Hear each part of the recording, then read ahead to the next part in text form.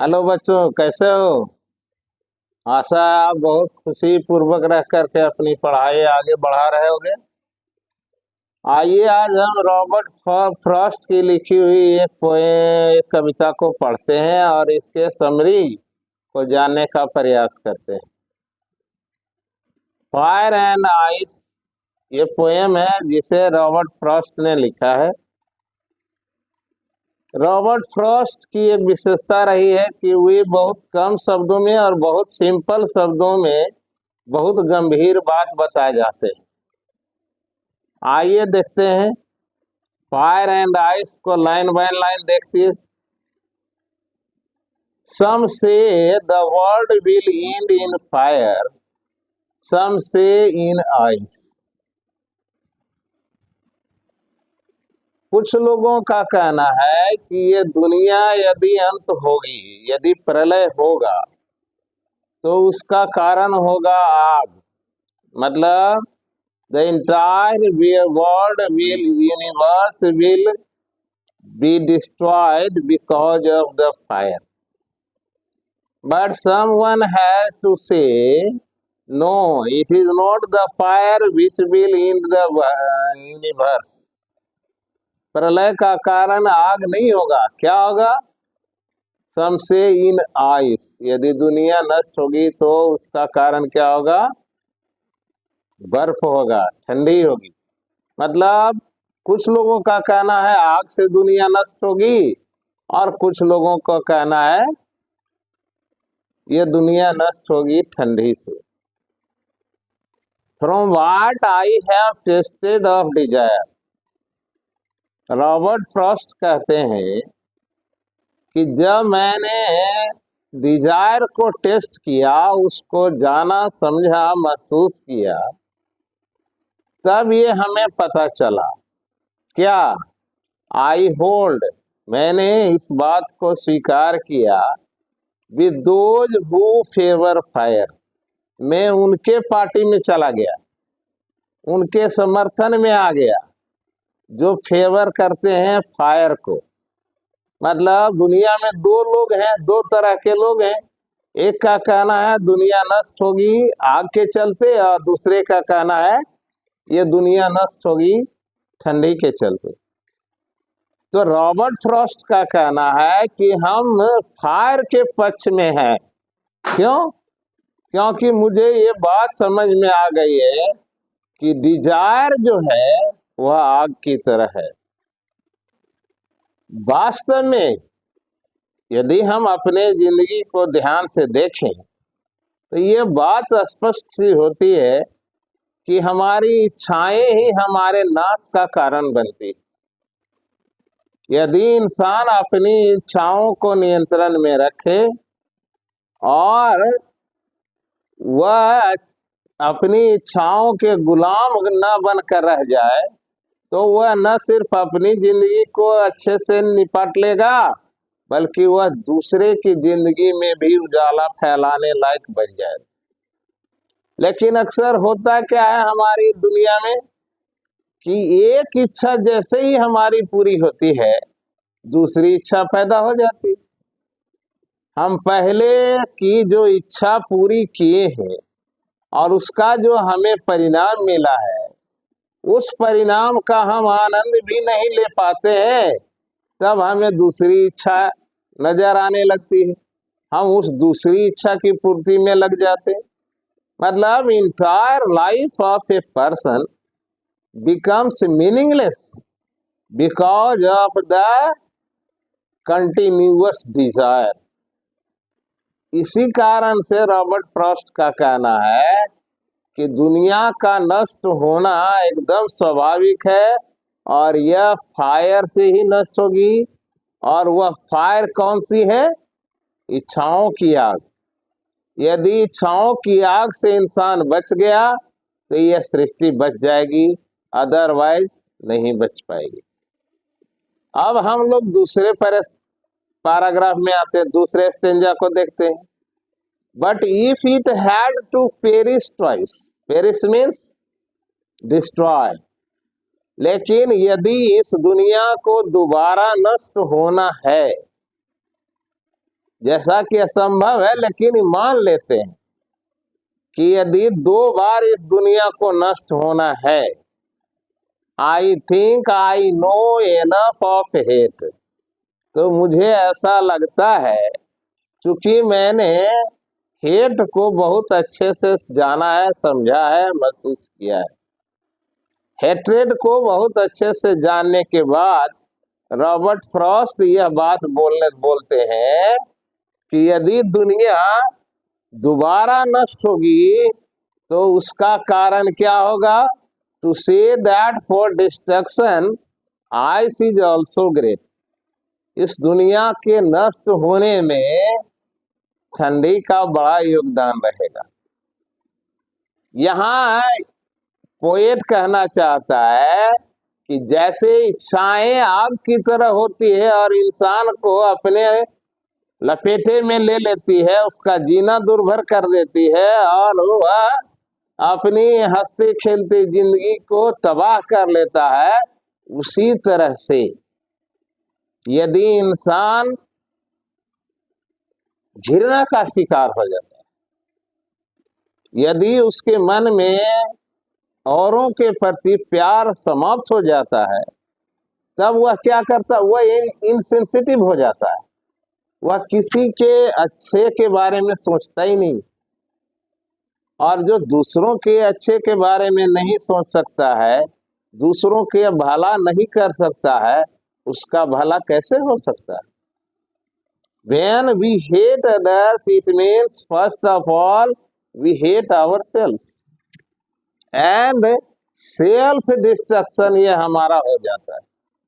इसीलिए पोएट कहता है, I think I know enough of it, मुझे ऐसा लगता है कि मैंने घृणा को बहुत अच्छे से जाना है, समझा है, और इसलिए हम कहते हैं कि to say that for destruction, कि इस प्रलय के लिए आइस भी उतना ही जिम्मेवार होगा जितना fire.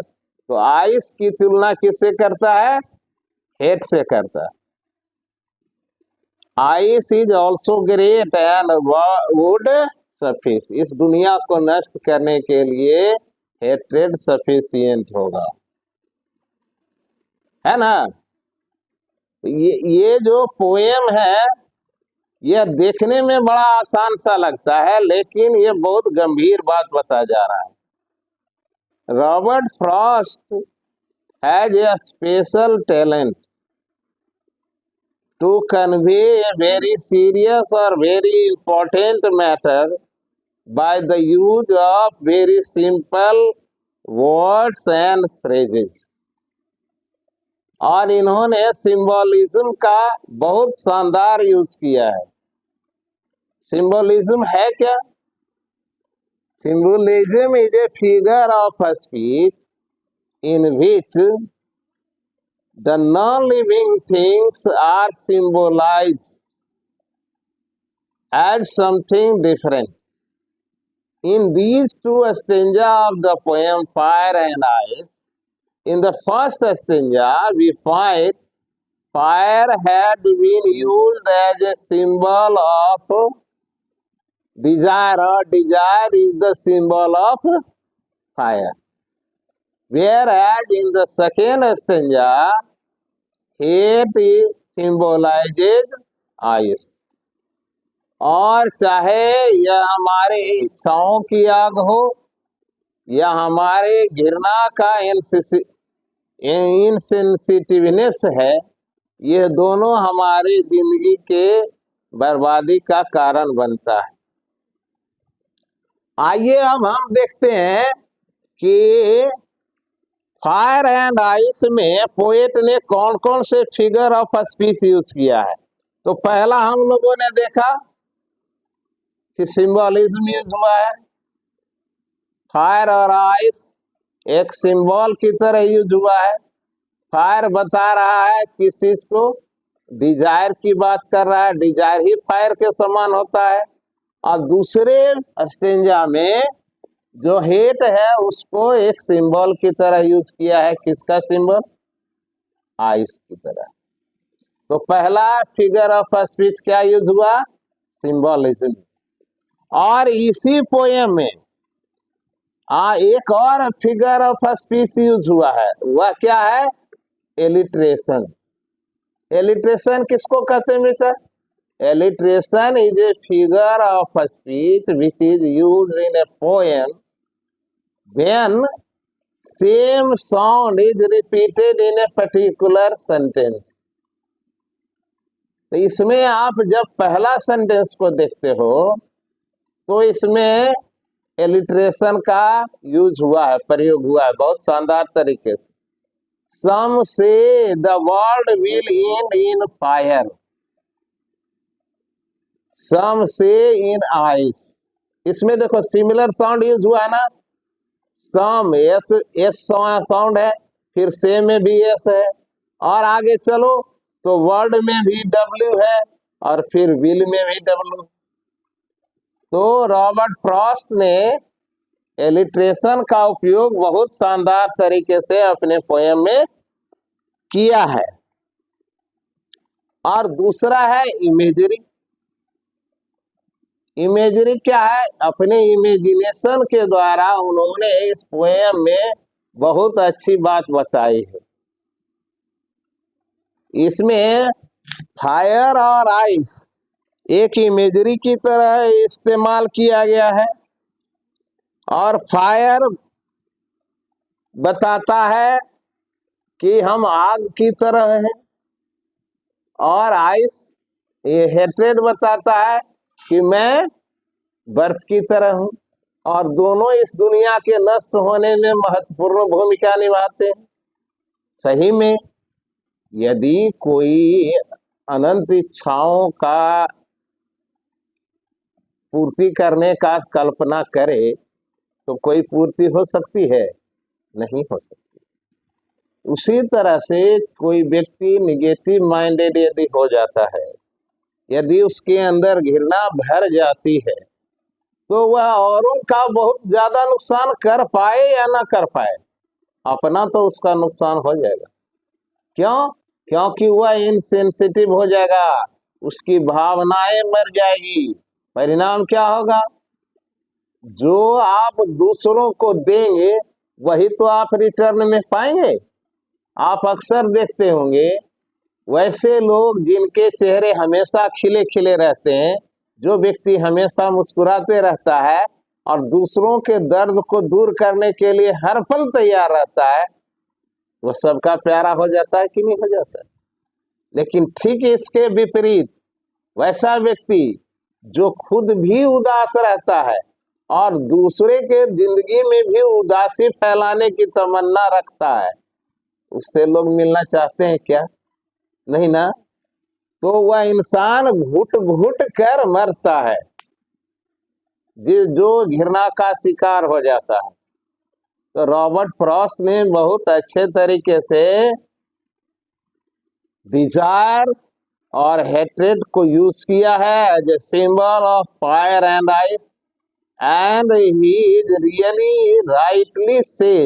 rightly said that if the world has to destroy two times, it is the desire of human being and it is the hatred which will be the real cause of the destruction.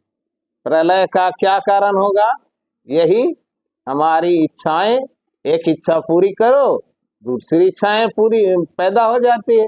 हम उसी इच्छाओं को पूरा करने के चक्कर में लगे रहते हैं और हम जीवन के सुख का उपभोग भी नहीं कर पाते। ये दुनिया इन्हीं दो वजहों से नष्ट होगी। यदि आप ध्यान पूर्वक क्रिश्चियनिटी को देखें और हिंदू के कंसेप्ट को देखें, तो ये दोनों धर्म में स्वर्ग और नरक की कल्पना की गई है। क्रिश्चियनिटी कहता है कि हमारा जो नरक होगा वह बर्फीला होगा, वहां लोग जाएंगे और गलकर मर जाएंगे। और हिंदू कल्चर में क्या बताया जाता है कि हमारे यहाँ नरक में आग जैसी गर्मी होगी, पापियों को गर्म तेल में तला जाएगा। ऐसा कंसेप्ट है। अच्छा, आपने कभी सोचा है कि ऐसा क्यों है?